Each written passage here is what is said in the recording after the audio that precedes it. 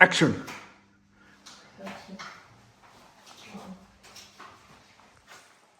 Täna on esmaspäeva hommik 17. august.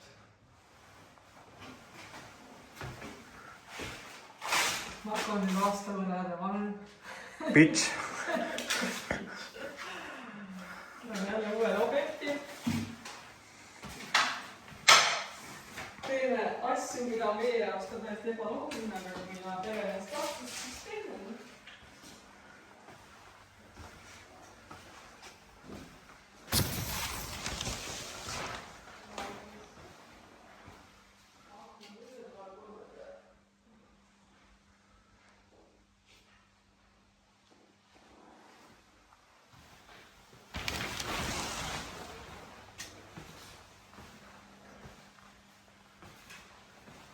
Siis aknavõsed on väga korda tegema hakata, see vaadatab pahteldama. Nõme töö, mis mulle väga ei meeldi, aga teha tuleb.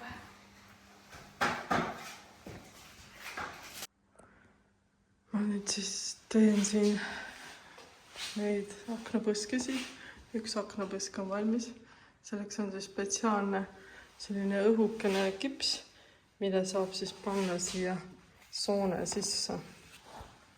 Siin all on üks ja nüüd kohe lõikan järgmised ka siia peale ära. Tänase päeva õhtuks jõudsin siis akna ümbrustele nurgad ära panna ja esimese kihi pahtleid ka.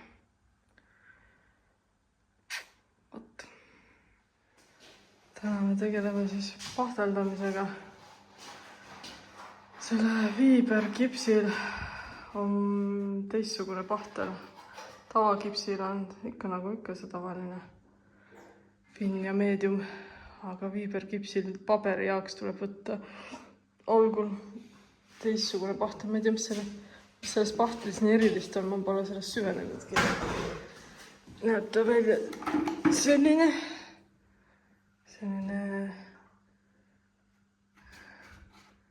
eks ta on mingi võib-olla selline tugevama koostisega. Siis pahtelekime. Firmat selles park. Spetsiaalsed viiberkipsi jaoks. Võt. Ja siin küsin, üks tuba on veel ja siis saame lõpetatud. Täna on kolmapäev. Me pahtada ei saanud, kuna need paberid ei olnud seal kipsi vahes väga ära kuivanud.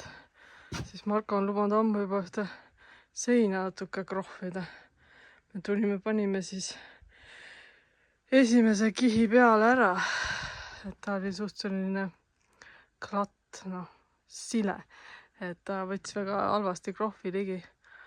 Aga ma arvan, et järgmine kiht läheb lihtsamaks. Oleme siin mägede vahel Soknädalis. Ja nüüd me lõpetasime ja lähme ära koju. Me oleme siis jõudnud pahteldama. Seinad oleme ühe korra täispahteldusega teinud. Me teeme seintele 2 korda täispahteldust. Ma arvan, et siis tulemus jääb paremini.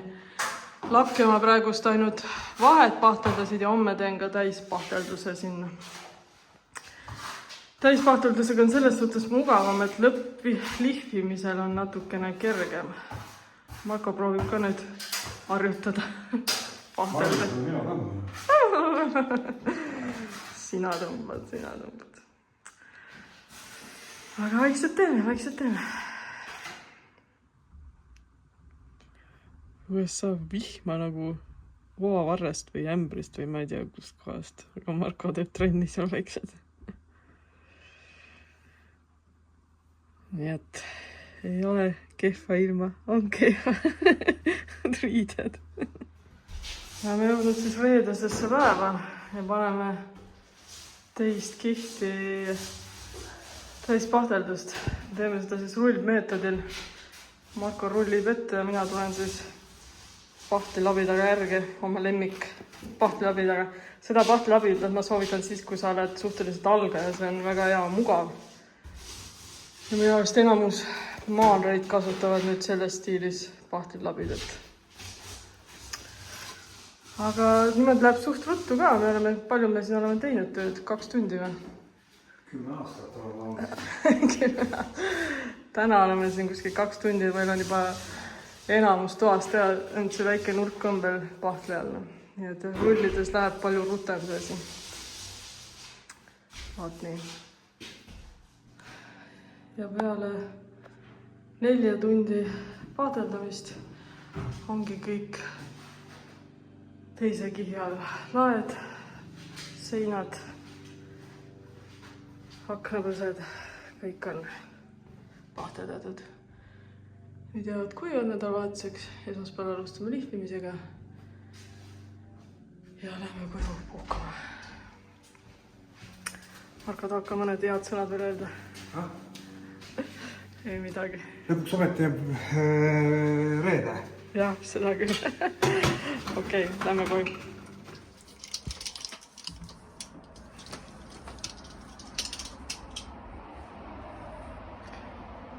Kas pole ilus hommik? Tere laupäeva hommikut teile. Meil tõotab tulla kaunis päev. Üks amet, mille ma veel olen pidanud siin Norras selgeks õppima, on olnud oma mehe juuksuriks olemine. Sai täna jälle see pahmakas maha võetud. Tal ikka on neid juukseid antud. No nii, hommik algas ilusa päiksega, aga õhtuks saime vihma. Õnneks mul õnnestus meie väike mõrulapikene ära niita. Aga ma tahtsin näidata, ma ükskord näitasin videos, et ma panin ühtesi lilleseemneid maha. Ja nendest lilleseemnetest tulid välja rukkililled. Siis tuleb veel mingeid õisikuid. Ma loodan, et ennem sügis peale ei tule. Ja nad saavad kõik ilusti õitseda, aga need rukkililled on eriti nunnud siin. Aga jah, muru on niidetud ja nüüd ma lähen siis poodi meie toiduvarusi täiendama.